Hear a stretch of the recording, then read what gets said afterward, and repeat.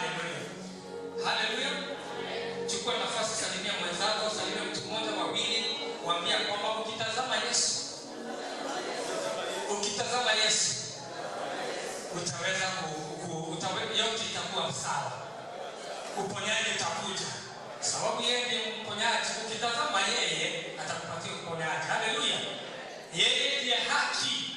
Kama wewe umekosa haki, ukimtazama ataleta haki. Haleluya. Kama kuna kufinyiliwa na kuonewa, ukimtazama yeye, ndiye yeye anakuja anaondoa watu katika yale mambo wamefinyiliwa ambao wale watu wamefanyiwa. Amen. Na kwa hivyo tukimtazama tutaweza kupona. Amen. Kwa wale ambao ni wageni na sisi kama ni wengi, naitwa mchungaji Lee Ngugi. Nampenda Yesu sana kwa sababu ya kunipatia nafasi ya kuweza kuwa kiongozi, kuweza kuwa mhuduma, kuweza kuwa rafiki katika uwepo wake, katika maisha, yaani katika ufalme wake. Na kwa hivyo nampenda Yesu kwa sababu ya kuniokoa. Amen. So siku ya leo nimeokoka na niendelea kuokoka, na Yesu ni Bwana katika maisha yangu. Amen. Kabla ya kuingia katika neno, hebu niseme hivi. Ni vizuri sana watu wa Mungu wanapotea kwa kukosa kujua. Hivyo ndivyo Biblia inasema. Na Yesu anakuambia kwamba utajua ukweli, na ule ukweli utakuweka huru. Kwa hiyo kujua ni kitu cha maana sana. Na Mungu anatuletea kujua. Haleluya. Wakati ambao sisi, Biblia inasema kwamba sisi hatuko katika giza, sisi tuko katika nuru. Na mtu ambao ako katika nuru, ako katika mchana. Haleluya. Ole wale ambao wako katika giza, kwa sababu wakati ambao matendo ya giza inafanyika hawezi kujua. Lakini sisi si wale ambao wanalala, sisi si wale ambao wako katika giza. Tumepatiwa kujua, tumepatiwa kuona na kujua, na tukijua tunafanya vita nzuri. Amen. Haleluya. Na tunasonga mbele. Amen. Kuna aina tatu za ndoto. I'm just giving a very brief thing. Ndoto ya kwanza ni ndoto ambao utajiona ama utaona mtu akiwa katika past. Unaweza kujiona ukiwa mtoto mdogo, unaweza kujiona ukiwa primary school, unaweza kujiona miaka 10 mahali ulikuwa unakaa. Kuna ndoto zinazungumza habari ya the past. Na wakati ambao unaona ndoto inakuzungumzia mambo ya past, hiyo ni kuambiwa kwamba ama Mungu anakuzungumzia kwamba unarudishwa katika maisha ya kale. Tuko pamoja? Unaonyeshwa ya kwamba kama sasa mimi nikionyeshwa nikiwa na zile nguo nilikuwa nazo primary, ninaonyeshwa kinyasa, ninaonyeshwa kwamba shetani ameamua nitarudi nyuma. Inaweza kuwa ni katika my finances, inaweza kuwa ni katika my ministry, inaweza kuwa ni katika yale maisha yangu kumepangwa katika dunia ya giza nirudishwe huko. Kwa hiyo ukiona ndoto yoyote ikikuonyesha mambo ya kale, amuka na ukatae katika jina la Yesu. Hata kama pale ulikuwa unaenenda, wacha hiyo, inaweza kukojea. Wait, chukua, deal with that dream, kwa sababu ukikataa ku deal with that dream, it will come to pass. Hallelujah. Itakuja kufanyika. Na niko na watu katika Biblia, there are many people I can tell you walijiona na kuna mambo inafanyikanga katika ndoto. Hallelujah. Kumbuka wakati ambao Yusufu alikuwa katika ndoto, akaona ule mtu ambao alikuwa anapatia ule mfalme ile kikombe. Akaona mwingine ule ambao alikuwa anambebea mkate. It was the past. Na akamwambia kwamba niliona wewe ambao ulikuwa unampatia ni ule alikuwa anampatia mkate. Akaona kwamba ule mkate alikuwa amebeba, zile ndege zilikuja zikachukua ile mkate zikakula ule mkate. Ambia mwenzako, yaki ndio kioto. Mwambie si ilikuwa tu kioto. Ilikuwa tu kioto. Imagine kama hiyo mambo, Biblia inasema kwamba after 3 days, siku 3, wale watu wawili wakarudishwa pale, wakaitwa na mfalme. Na akawarudisha kazi. Ule ambao alikuwa anambebea kikombe akarudishwa pale na akaendelea na ile kazi. Ule aliona mkate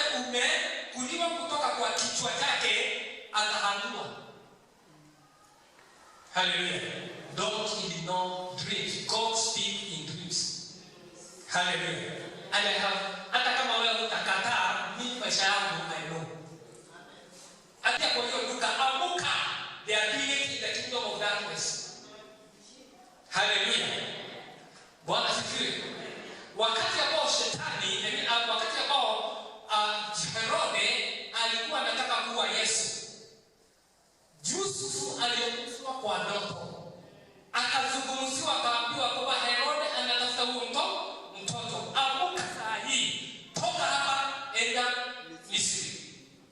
Imagine kama Yusufu angesema kwamba si ndoto tu, wacha ningojee 1 week, wacha ningojee 1 month, wacha ningojee siku 3, ameshikwa. Ije alinaswa. Inaitwa kuraba. Ije kuraba. Ukiona ndoto vile uko sahihi, ukiona kwa kanisa the way you are, ukiona kwa nyumbani the way you are, uone bahali ambapo unafanya kazi. Hallelujah. It is a message. The spirit world is doing something about it that time. Stand and refuse. Hallelujah. Ikiwa ni nzuri, amuka na ujitayarishe. Ukijiona kwamba uko kazi, ulikuwa unatafuta kazi lakini huna kazi, lakini umejiona umeenda uko katika kazi, amuka the following day, enda huko, already things have been prepared, enda upokee kazi yako. Hallelujah. Bwana sifiwe. Na kama unataka kuuliza, naweza kukuambia, enda kwa evangelist wa elimu, umuulize kazi yake moja alipata kwa dream. Alijiona akiwa kwa dream, akaamka siku hiyo nyingine, akaenda, alikuwa mwalimu wa shule, akaenda kwa shule akamwambia kwamba nimekuja mniajiri. Kauliza, mimi sisi hatuja advertise. Kasema hapa unaniajiri. Mimi ninakuja kazi, nataka hapa nimekuja si nataka nakuja kazi. Na ndio ni sababu the spiritual world ilikuwa imeongea, and it was that time.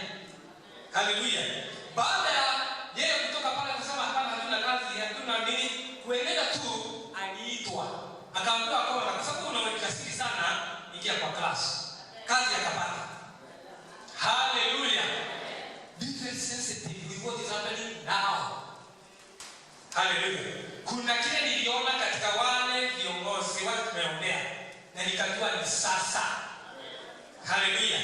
Na nikajua mambo mengi. In fact, on Wednesday wakati ambao waliweza kumaliza hiyo mtihani, that Wednesday ndio hiyo siku Mungu alinipatia interpretation, sababu nilikuwa nimeona like 2 days before. Lakini hiyo siku wakati ambao nilikuwa ninauza Mungu, what is this? Mungu akanipatia interpretation, akaniambia inaitwa kiss. Yeah, akaniuliza wanamaliza mtihani ni si leo, hiyo iona hiyo. But take charge and pray. Hallelujah. Na niamini ya kwamba wako sawa. Hallelujah. Bwana sifiwe.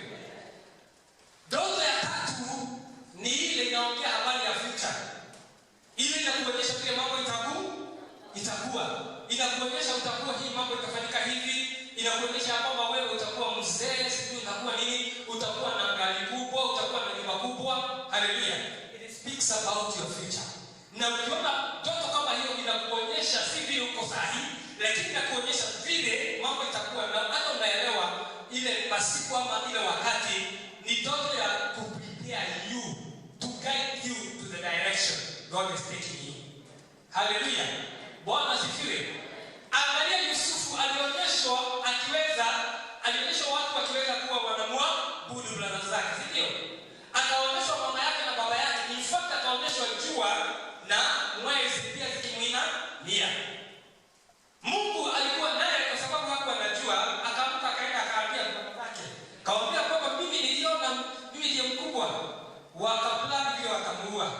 Sababu ya hakujua ya kwamba hii kitu inaongea habari ya future. Hallelujah. Hadi labda nini hapo ndani mimi nautaka. Labda ile mambo ninaongea nini hapo elewi. Labda hamwezi kuelewa.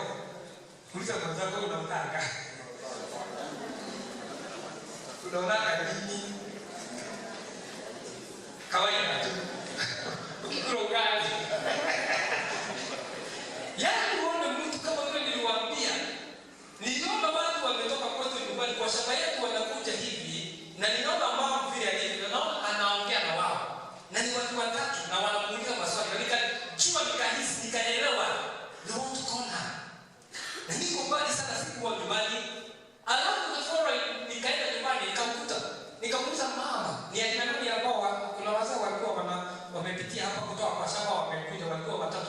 Mfano wa pili, kuna mmoja ambao nilikuwa hata tukikutana hivi nikikwambia ni huyu. Akaniuliza uliambiwa na nani? Ulijuaje? Bwana asifiwe. Bwana asifiwe.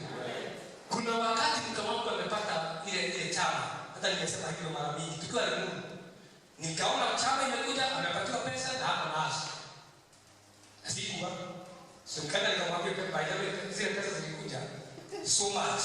Lete. Kuna kitu nataka tufanye? Yes. Yaani Mungu hata kuendelea na giza, sisemi kwamba alikuwa na giza, nasema kwamba tulikuwa tunahitaji. Hiyo wakati hata tupata 50 bob ilikuwa na Mungu alikuwa anataka kutuonyesha the direction tutafanya nini nayo, lakini ikabarikiwa. Amen. Bwana asifiwe. Hallelujah. So nawaombea Mungu giza, dunia giza ikizungumza uelewe. Amen. Na msikae kama watu ambao hawajaelewa. Paul anasema kwamba I don't want you to be ignorant about the gift of the Holy Spirit. Now one of the gifts of the Holy Spirit is prophecy. Hallelujah. Moja gift ya Roho Mtakatifu ni kuweza kuelewa the word of wisdom, hata kuelewa revelation, kujua, so that tusijikute hapo tayari si nini niliwaambia the other day. Wakati ambao hii gari ilichukuliwa, wakati hii gari ilikuwa karibu kuchukuliwa, my son Elliot aliona askari wakiwa wamekuja kwetu hapo nyumbani, wakijaa huko, wakiwa wamejaa huko kwa nyumba, and ile nyumba tunakaa, the way it was that time. Bwana anaamka akiwa ananiambia kwamba imagine nimelala leo, nimeamka nimeona askari hapa wamejaa wanatafuta na wao kachukuliwa. Nikamwambia Goro, wewe unaota ndoto ambazo zina miguu. Sitaki ndoto ambazo zina miguu. Nimechukuliwa na askari nani? Kujua mimi ni pastor. Nikatembea tu nikakaa hivyo. Hata yeye alisikia. After some time, huyu pastor Steve na huyu ambao ni Elder Chris, they know the story. Kwa sababu huyu aliniambia, nilipigia simu akaniambia nisijaribu kuruka ile jambo nimewekewa shade. Nikifika shade, nikuje kwa nini nikisimamishwa nisimame. Sababu tayari alikuja akaulizwa ule mwenye gari KAL 188W ndio tunatafuta. Akaambiwa sababu Mungu God is not confused. Yeye akamwambia sasa wachani kumtafuta, mimi nitamletea huyo. Si yeye anajua ni pasta yake. Kawaida waletea. Na baadaye tulienda naye kwa ile police station the following day. So wakati ambao nilikuwa nimegojewa pale shule, akaniambia, nikasema nitapitia hii, nikapitia hii nikasema sitaenda kulala sel. Kabla yetu wale. Afadhali nijibele, lakini nilala kwa nyumbani na watu wangu at least for that day, because itakuwaje.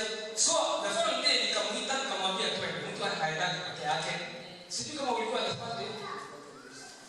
So tukaenda na yeye. Tukifika huko, tunangojewa na madhubuti, tunangojewa kama mwizi. Na ndio kwamba ndio hii imekuja. Toka. Imekuja hii. Nikamwambia nini? Nikamwambia utajulia huko. Yaani unaona ni kama dogo, ni kama vitu. Alafu tukaweza kutokea pale, tukawekwa kwa sisi kama ilikuwa gani ndio ilikuwa la Rover. Tukawekwa kwa la Rover kutoka pale ili tukuje kwa nyumbani nichukue sisi ilikuwa barua ya gari na nini. So nimekuwa guarded all over. Askari nikiingia kwa nyumbani, wengine kwa gate, nikiingia kwa nyumba, wengine nje, wengine wameenda pale wengine. Mke wangu aliwaona akasema kwamba ndio nyumba. Ile ndoto ile kimia maji. Exactly. Anyway, topic ya leo sisi. Lakini ninasema mimi hapo ndani mimi naona mtu ndani. Mungu hawezi hataki wewe kunaswa. Before it happens he will show you. Hallelujah. Kile kinapangwa katika dunia ya giza saa hii. Watapanga, lakini Mungu atakuja kukufunulia. Hallelujah. Na wewe ukifunuliwa sababu una silaha. Biblia inasema kwamba una silaha ambazo zina nguvu katika Mungu. Bomoa, haribu, Hallelujah. Frustrate the devil. Na haitafanyika. Lakini kwa umelala tu unasema hiyo ndoto wewe. Itakuja useme gani ndio nyuma. Imetokea vile ilikuwa. Now, Bwana asifiwe. Nataka tuweze kuongea, tuko katika Acts chapter 13. Kwa Bible study tulikuwa katika Acts chapter 9 na sirudi kile tulisema kwa Bible study wale ambao walikuwa Bible study mara moja.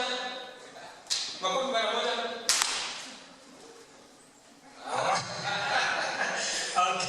So tulikuwa katika chapter 9 na tukasitaki kurudi pale kwa sababu chapter 9 tulienda kwa Edwin alituhubiria chapter 9 about Saul, na tukaanza kukuta kwamba katika kuna watu wengine wawili wameongeleshwa habari yake. Kuna mmoja anaitwa Aeneas na mwingine anaitwa Dorcas ambao ni kafida. Aeneas amekuwa mgonjwa miaka 9 na Dorcas alikuwa mgonjwa siku moja. So nikasema kwamba haijalishi shida imekukalia miaka ngapi. Wakati Yesu anakuja unatolewa katika hiyo shida. Haleluya. So haijalishi hata kama umekuwa huyu Aeneas alikuwa mgonjwa kwa miaka 9 years. Lakini tu wakati ambao Petro alikuwa anaenda, Roho Mungu akamuelekeza mpaka huko. Na akamkuta pale akamwambia Aeneas, Yesu Kristo anakuponya. Na wakati ambao alisikia hiyo akaamini, akaamka, akaketi kwa kitanda yake akapona. Saa hiyo pale Joppa, the neighboring town, kumbe kuna mama mwingine ambao amekufa tu, amekuwa mtu mzuri, mtu ambao alikuwa anafanya matendo mazuri. Naye huyo siku amekufa. Wakasema huyu hatuweki kwa hatuziki. Bwana asifiwe. Ni wakati wanakumbuka Ananias alizikwa ile siku alikufa. Ile. Ni wakati wanajua hiyo. Si Yuda walifanya hivyo.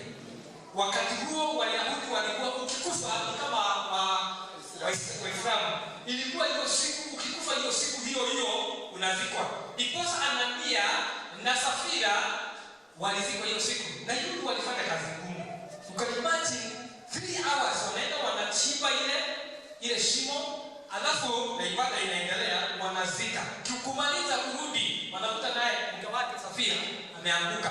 Pia wakachukua wakaenda wakazika. So Dorcas naye amekufa.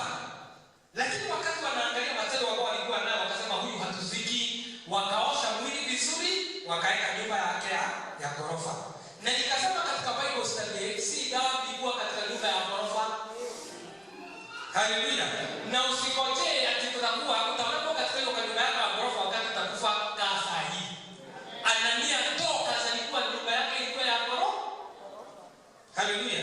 Hata tunakumbuka huyu mama mwingine huyu mtu alikuwa anaitwa Ethiopian. Huyu Ethiopia aliweza kumwambia Philip ingia kwa, alimfungulia mlango wa gari yake akaingia. Bwana asifiwe. Akaanza kumhubiria akiwa kwa gari yake.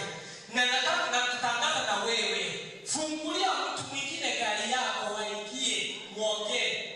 Haleluya. Bwana asifiwe. Nasema angalia mwenzako mwambie una uwezo wa kufungua gari yako. Si kwa tunafungulia wenyewe. Haleluya. Haleluya. I speak it in Jesus name. Ya kwamba hata kwa gari yako fungulia mtu aingie. Usikie nini, muwe na discussion, muwe na fellowship. Haleluya. Na katika nyumba lako kuwa na ya ghorofa. Amen. Haleluya. Si una matendo unafanyanga, si umeokoka kama Dorcas. Haleluya. Na ukikufa wasiharakishe, utakufa kwanza, sababu ufufuo uko ndani yako. Haleluya. So mlango wa 10 nafikiri tulihubiriwa habari ya Cornelius, tuweni pale tena. Haleluya. 12 tukahubiriwa habari ya nani? Ya Paul and Silas. Ni Paul and Silas walikuwa katika gereza. Nafikiri tumehubiri mara 2 mlango wa 2. So nataka kuingia katika mlango wa 13. Tunaenda haraka. Bwana asifiwe. Haleluya. Na leo ningetaka kusema kwamba kwa haraka ili Amen. Najua sasa tumekuwa kuzuri. Haleluya. Tengwa ili uweze kutumika. That is my topic today. Tengwa ili uweze kutumika na Mungu. Amen. Bwana asifiwe. Amen. Now in the church at Antioch, there were prophets and teachers. Kanisa linahitajika kuwa na nabii ama na manabii. Na si wale wa uongo, wale wa kuenda hatuongei habari hao. Wakuangalia wasema ya kwamba wanaona ulikula ugali jana, so what? Siongei habari ya wale. So in the church at Antioch, there were prophets and teachers. Barnabas, Simeon called Niger, Lucas of Cyrene, the men who had been brought up with Herod the Tetrarch, and Saul. They were worshiping the Lord and fasting. The Holy Spirit said, set apart for me Barnabas and Saul for the work to which I have called them. So after they had fasted and prayed, they placed their hands on them and sent them off. The two of them set out on their way by the Holy Spirit, went down to Seleucia and sailed from there to Cyprus. Wacha tufikisha hapa kwanza. Bwana asifiwe. Bwana asifiwe. Ninasema kwamba tunatengwa ili tuweze kutumika na Mungu. Na ninaomba kwamba Mungu aweze kukutenga, akutumie. Hukuja hii dunia ukae tu hivyo. Ulikuja kwa sababu kuna kitu Mungu ameweka kwa maisha yako. Inaweza kuwa kwamba saa hii unaijua ama huijui, lakini nimekuja kukuambia kwamba wewe si accident na hutakuwa tu hapa kwa sababu tu ulikipata. Mungu ana kusudi ya maisha yako. Haleluya. Kuna kitu Mungu ambao kilifanya na kimefanya hata saa hii uwe hapa na usikie huu ujumbe ili uweze kutayarishwa na Mungu, ili uweze kujua kwamba Mungu amekutenga aweze kukutumia kwa kazi fulani. Amen. Tunaona watu wawili pale, although wacha niongee habari ya wale ile. Rudi katika mstari wa kwanza. Kanisa moja katika Antioch. Tunakuja kwamba tunaambiwa Luka anachukua nafasi kueleza ilikuwa ni akina nani walikuwa kwa hiyo kanisa. Na anachukua watu kadhaa, kulikuwa na watu wengi kadhaa, lakini anachukua a sample ama example ya wale watu walikuwa pale. Kwanza kulikuwa na manabii. Na pia kulikuwa na walimu. Alafu tunaona kwamba kulikuwa na Barnabas. Huyu Barnabas tunajua kutoka maandiko tulisoma jina lake lilikuwa Joseph. Alikuwa anaitwa Joseph. Si tulisema hivi, tuliona hivi. Alikuwa anaitwa Joseph na tunamwona mara ya kwanza, kama ninaweza kurudi kwa haraka katika Acts chapter 6 verse 3. Tunamwona kwa haraka huyu akiwa ya kwamba Joseph ule ambao jina lake lilibadilishwa akaitwa mtu wa encouragement. Haleluya. Mtu wa kutia moyo. Amen. Bwana asifiwe. Akaweza kuwa mtu ambao alikuwa mtu wa kutia moyo, mtu ambao alikuwa Mungu amemchagua ili aweze kufanya hiyo kazi. Watu wakikufa moyo, kwa sababu Wakristo wanakufa moyo sana. Haleluya. Na najua kwamba hata saa hii naongea unaweza kufa moyo. Lakini Mungu anataka kuwe na mtu anaweza kukuweka moyo ili uweze kusonga mbele.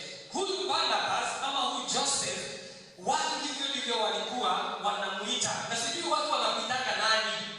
Wakati wanakuangalia wanasema wewe unafanya kazi gani kwa kanisa? Kama ni kutia moyo ama ni kutoa moyo. Wewe ni mtu tu wa kuambia watu tusoke pale ama ni kuambia watu tusiende? Watu wanakujua kwa kazi gani? Sababu Barnabas alijulikana ni mtu wa kutia watu moyo, inawezekana. Na hakuna mambo mengi juu yake. Tumeambiwa ya kwamba yeye Barnabas alikuwa yule mtu ambao aliweza kusaidia wakati ambao Saul aliokoka. Na tuliona vizuri sana Sunday vile akiwa akiendelea Damascus, Mungu aliweza kumzungumzia na akaokoka. Ilihitaji awe na mtu wa kumshika mkono, kumsaidia ili aweze kukomaa, kuendelea. Na hao ni watu wa maana sana. Amen. Bwana asifiwe. So huyu mtu ambao aliweza kumshika mkono waendelee anaitwa Barnabas. Barnabas alikuwa amekomaa kiroho kuliko Saul, lakini akamsaidia. You need somebody to hold your hand. Mtu ambao atakushika mkono akusaidie mwito wako uweze kukomaa. Sema amen. Bwana asifiwe. Ino mkono wako sema nisaidie. Nijue ni nani umeweka mbele yangu anishike mkono ili mwito wangu uweze kukomaa.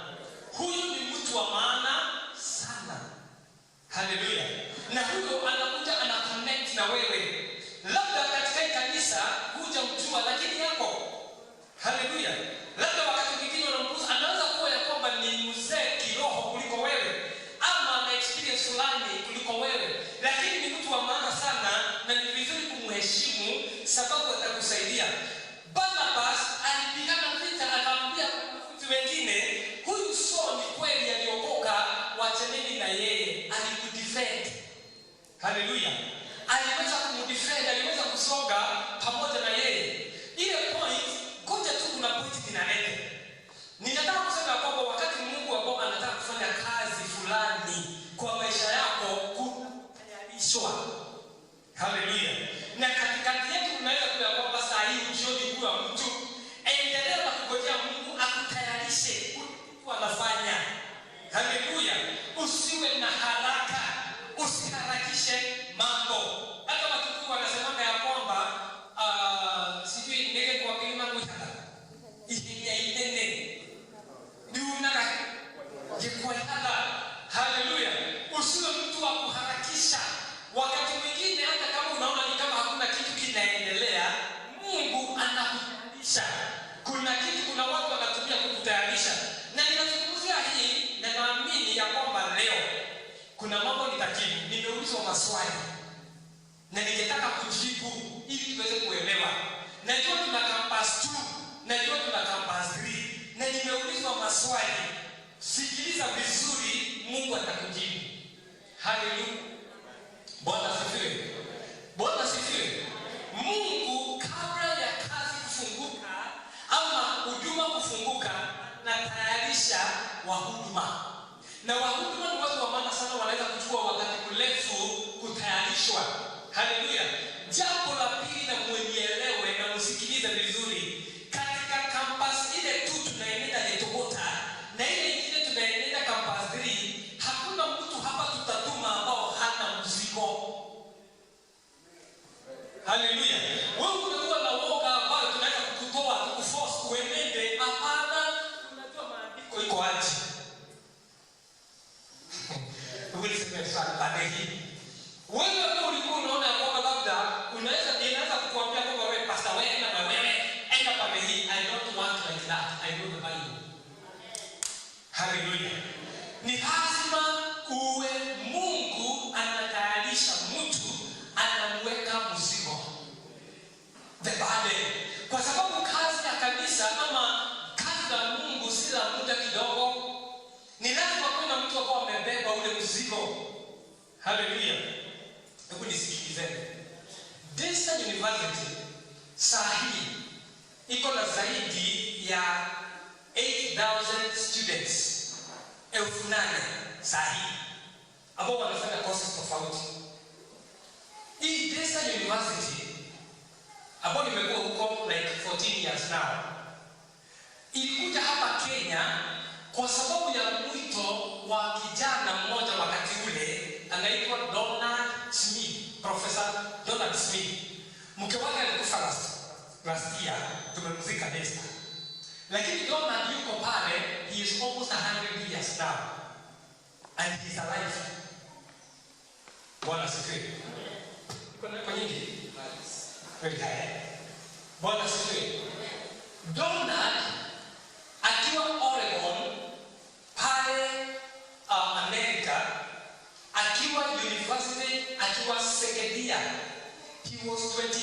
years old. Smith alikuwa miaka 22.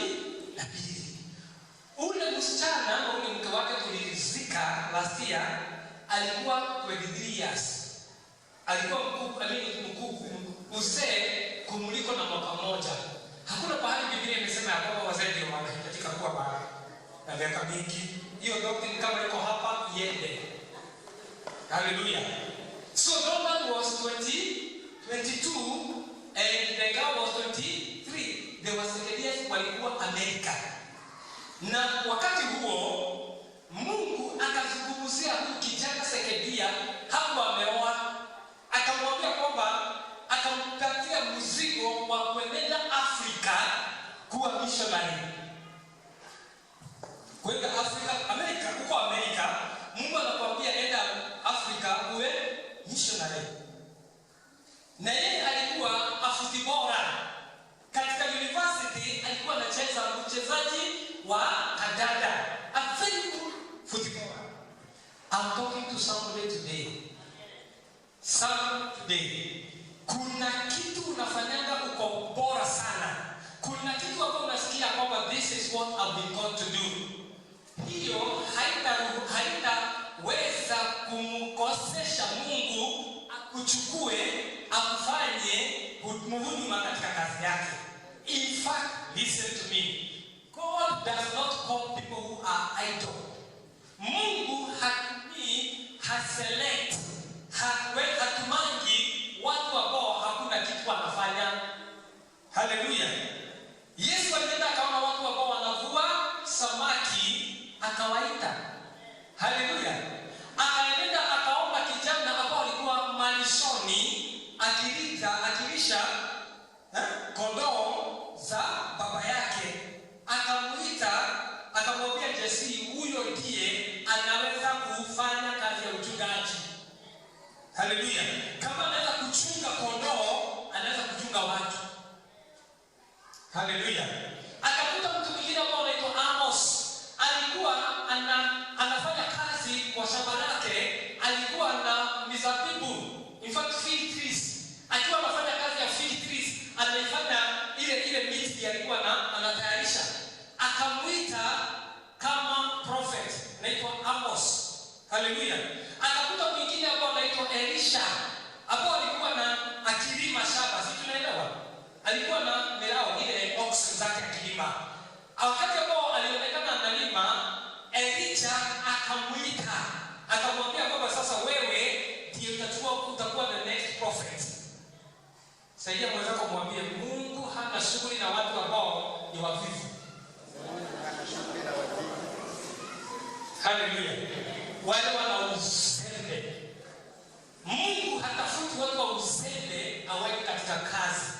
Na ndipo tunasema kwamba katika kanisa lile tunaenda kupanda na lile lingine tunaenda kupanda ni wale watu wako katika kazi.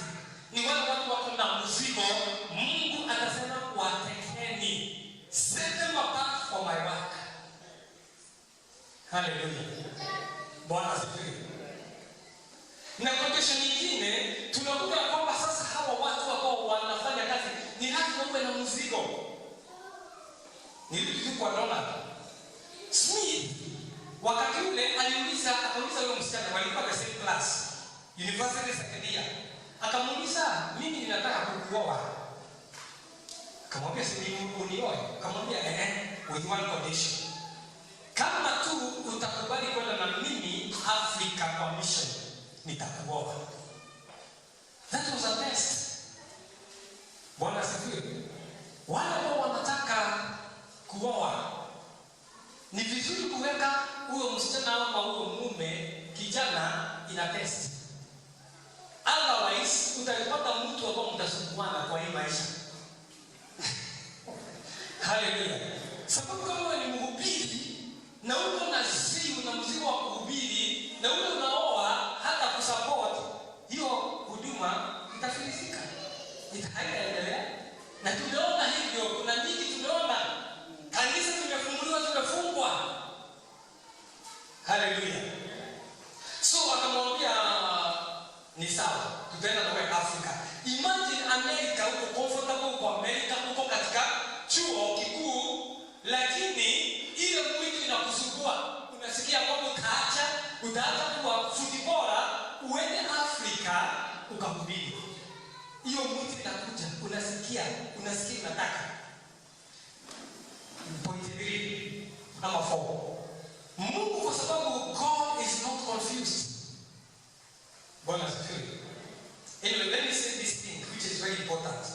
Ukitaka kujua wewe ni nani na Mungu anataka ufanye nini, angalia your history, what has been consistent and progressive. Hello? Hebu niseme tena. Mungu hakujaja anafanya kitu kimoja cha. Mungu anaanza gabari na kuna mambo ambayo imeendelea, imeshakuwa in your past na iko consistent, inaendelea kufanyika na Mungu ataisongesha hiyo mbele. Hallelujah. Bwana asifiwe. Ukiangalia wanafunzi walikuwa wanataka samaki consistent kila siku. Hawa ni watu wakihubiri kila siku.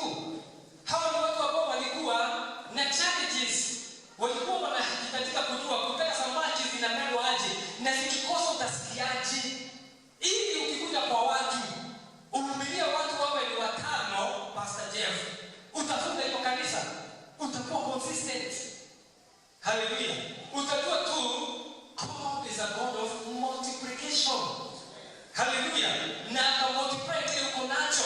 Na ndipo sababu hivi tunaingia na tukienda ku celebrate in February, tuna celebrate kwa sababu God is God of multiplication.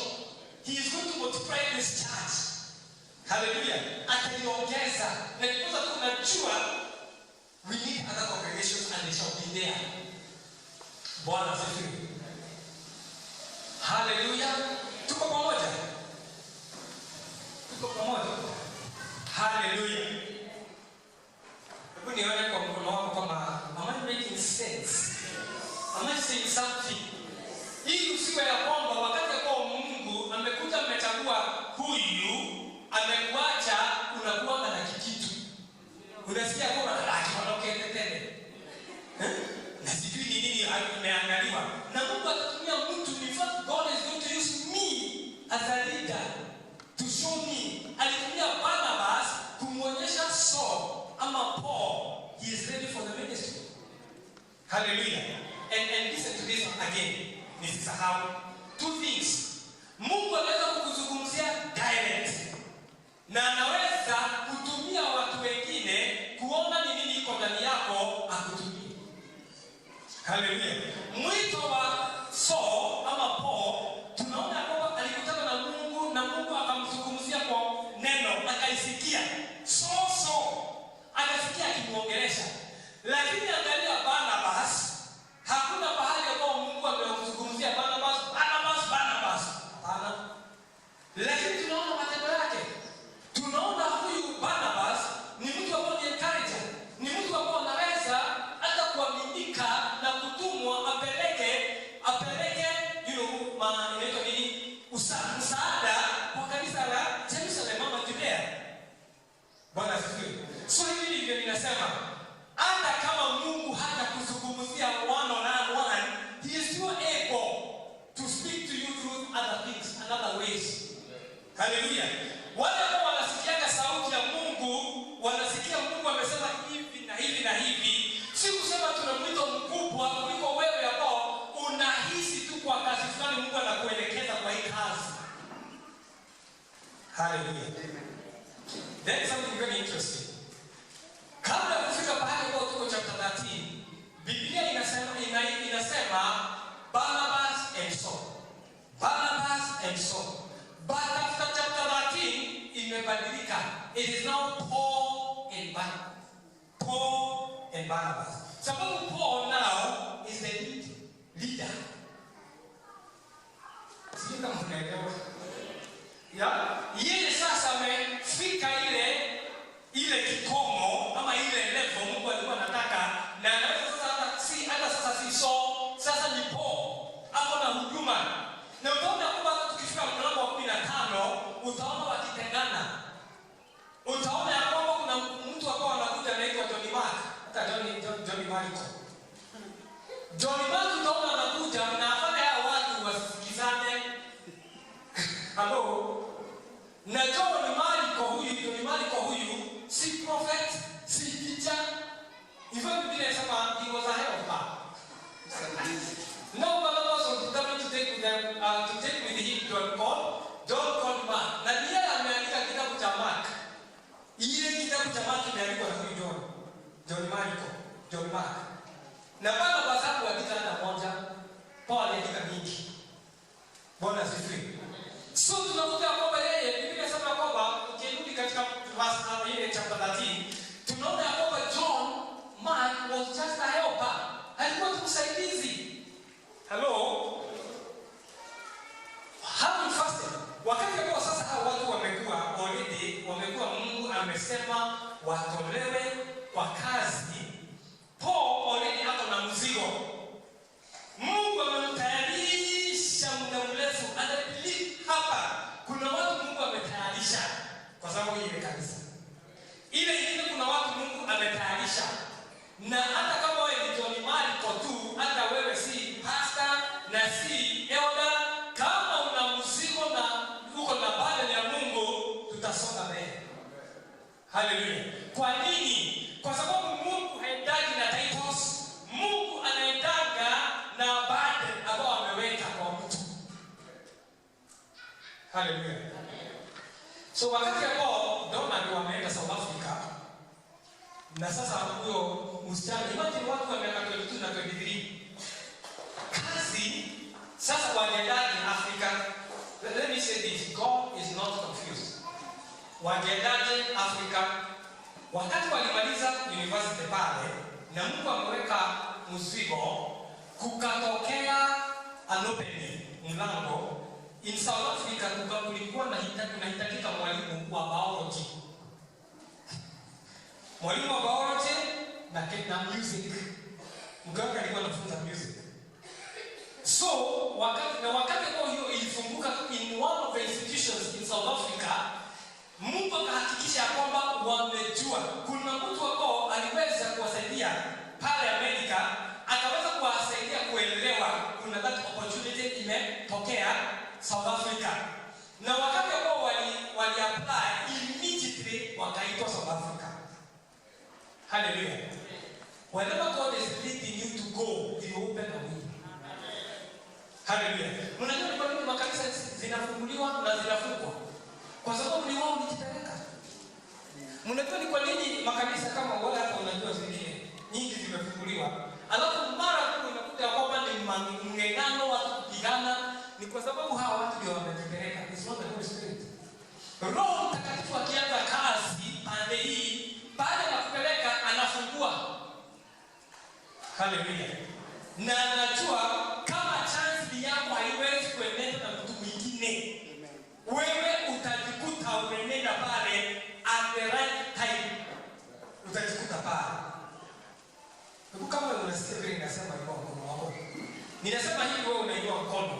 Shamba lako likifika, ule mtu aweze kuuzia mwingine, atakukojea na ni wewe utanunua. Hallelujah. Sababu Mungu akifungua mlango, Biblia inasema kwamba hakuna mtu anaweza kufunga.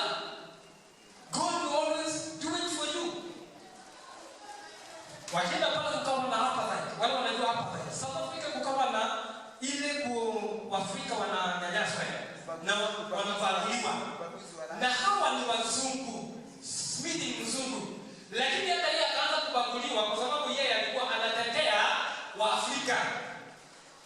Remember he was there? Alikuwa anatetea watu weusi. Mungu amemweka mzigo kwa sababu ameenda kuhubiria hao watu. So baada ya hivyo kukawa na shida, mtoto wake wa kwanza atakufa. Saidia mwenzako kumwambia kwamba mambo ya injili jitayarishe vita.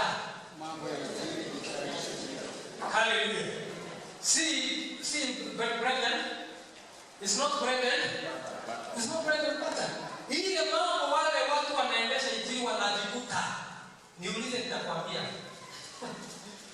Hallelujah. Na kama una neema wachana naye. Hallelujah. Kwa sababu ukituona hapa tukihubiri kila siku, si mambo yote inakuwa ni wewe. Hallelujah. Kuna vita. Huyo ilimgharimu mtoto wake wa kwanza akufe. hygiene kwa sababu maskini. Na akaweza kutoka pale sasa akakimbilia Rhodesia. Kutoka South Africa akakimbilia Rhodesia. Kumbe Mungu anamsokesha Kenya. So baada ya Rhodesia wakapata kazi ya kufunza Kenya. And that is how Desta came to Kenya. Pale ambao wale wanajua Desta ile iko Nairobi. Hallelujah. Hii ilikuwa nyumba ya Shell. Hiyo building ya kwanza ilikuwa ya Shell. Wakaweza kuwa ikachukuliwa pale na wakaweza kuwa wakati ambao kulikuwa na mashida hata wakati mwingine anatolewa kwa dirisha ina basket. Nani alikuwa anafanya hiyo kazi? Ni Barnabas. If somebody has not suffered with you and he has not stayed with you, you are not bonded. Hamtakuwa bonded, you are wasting your time. Hallelujah. Hii kazi, hii huduma inahitaji Paul and Barnabas. Na ndiposa Roho Mtakatifu sasa anasema now separate me Barnabas and Saul for the work which I have called them. Kwa nini hakusema separate me Simon? Go back. Hiyo waswali. Najua sisi hawa watu wawili walikuwa kulikuwa na mtu yule mmoja ambao alikuwa anaitwa Simeon the Nigger. Simeon the Nigger alikuwa Mwafrika. Nigger ni kusema black man. Alikuwa kwa ile church. Kwa nini Mungu hakusema separate for me Barnabas, Paul and Nigger, ule black? Ama huyu mwingine alikuwa anaitwa Lucius of Cyrene. Lucius of Cyrene wale ambao hawajui, mnakumbuka ule mtu alisaidia Yesu kubeba msalaba? Ule alikuwa anaitwa nani? Musraili. Sasa ni huyu? Mnakumbuka ndiye ule. Kwa nini alikuwa kwa wakati wa Yesu? Yeye alibadilika akawa mfuasi wa Yesu. Kwa nini Roho Mtakatifu hakusema huyu ambao kwanza alibeba ule msalaba separate me huyu na Paul? Kwa nini? Ama huyu mwingine ambao anaitwa Manaen by the way alikuwa relative wa Herode.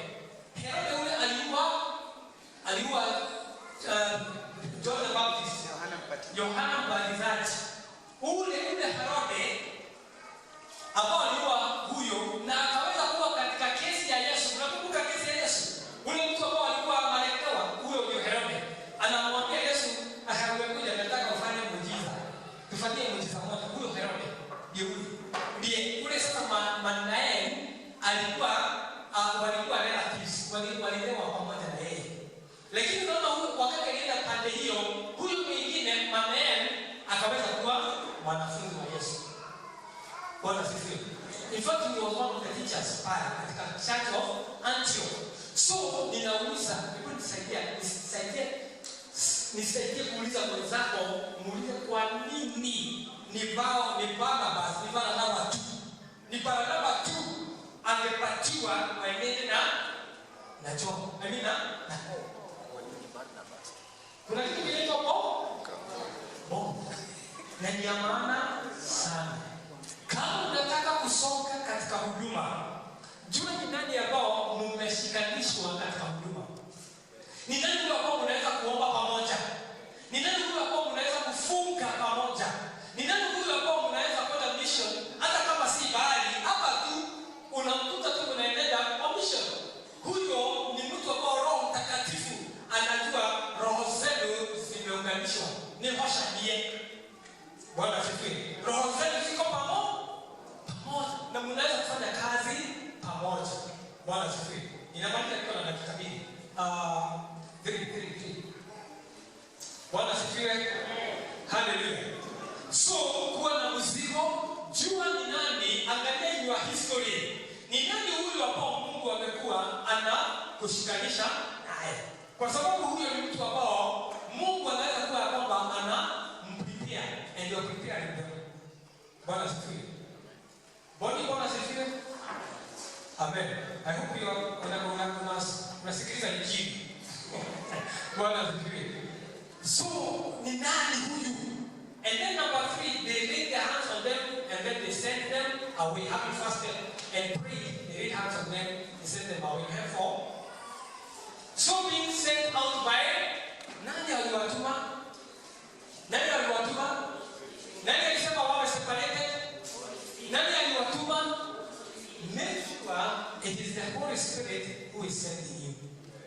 Bwana asifiwe. Kama huna hakika, ni Roho amesema wachana na hii mambo. Sababu ukiendelea bila Roho Mtakatifu kusema uko peke yako. Na hakuna wakati utamuuliza swali, utang'ang'ana, utatuita, utuambie ni project ya church, sababu lakini nani alikutuma? Mnaona kuna watu wanang'ang'ana, anang'ang'ana. Lakini swali, wakati ambao wanang'ang'ana na Mungu, who sent him? Nani alimtuma? It was the Holy Spirit. Na Marisa kusema hivi, if the Holy Spirit sends you, he will provide for you. Niseme tena, kama ni Roho Mtakatifu amekuchagua, amekutuma, ataprovide. Hallelujah. Atahakikisha ya kwamba yeye atakupatia chochote ambao kinahitajika. Na kwa hivyo tunaendelea kuomba. This is my last one. I mean my last comment. In this month of November, tunaombea ile campus 2. Tunaombea campus 3. Sunday should be one of the Sundays this month. Tutaenda fellowship in one of the campuses. Bwana asifiwe. Tutaenda huko and we pray there and we continue praying. Bwana asifiwe. Mwezi wa December we shall also go to the other campus.